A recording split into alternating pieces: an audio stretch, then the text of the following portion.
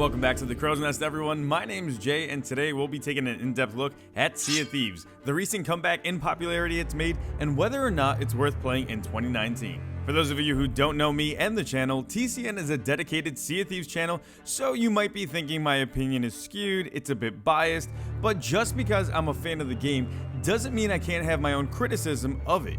With that said, let's see how Sea of Thieves has grown since its release.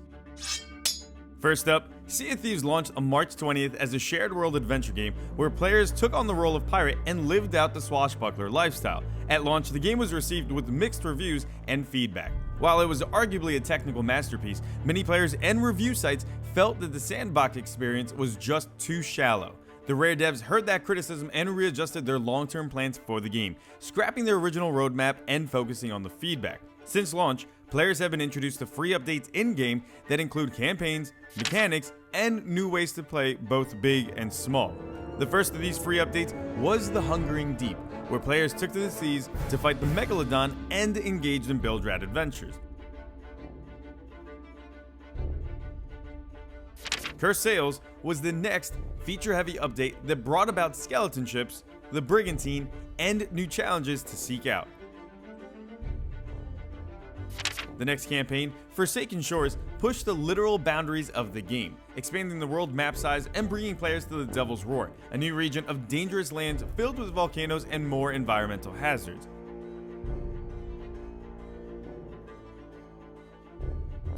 Shrouded Spoils brought about fog to the weather patterns in the game, but most importantly, it was an update that filled the game with more life, more to do.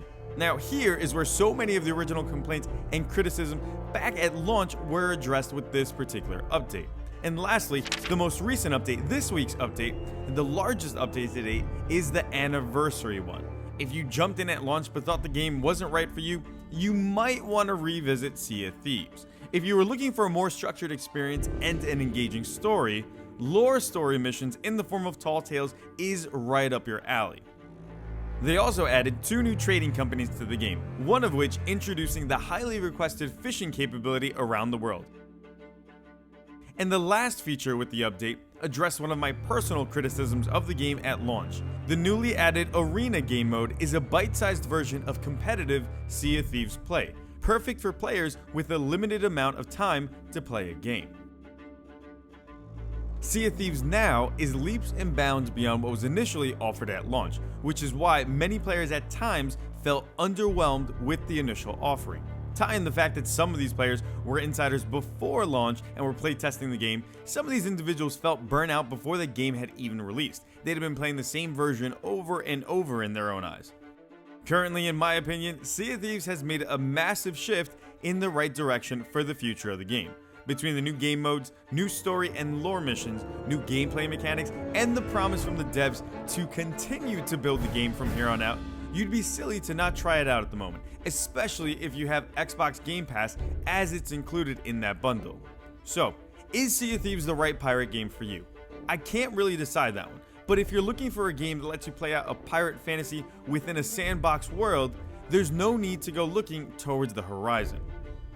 Are you guys enjoying the latest anniversary update? What part is your favorite? But no spoilers though, keep the comment section free of those.